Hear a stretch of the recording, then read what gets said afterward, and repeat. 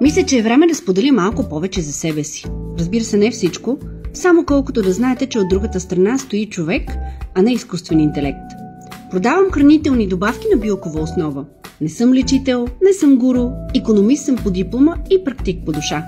Уча аюрведа от 4 години и помагам на хората да открият своята добавка, без да се чувстват като в болницата. Това не е рецепта, това е разговор. Хората идват при мен с въпроси. Аз им давам билки, които работят, и съвет, който няма да ги паникьоса.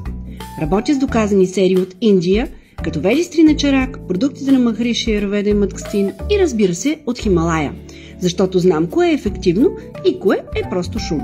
А когато имам нужда от мнение по-сериозно от моето, мога да се консултирам с доктор Иван Николов, нашият лекар във фирма Аюрведа Шанс.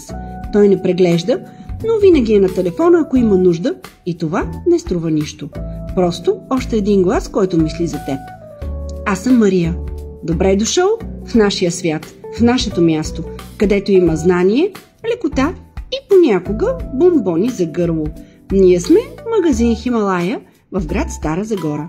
Можеш да ни откриеш и също така на himalaya.bg. Беше ми приятно. Заповядайте!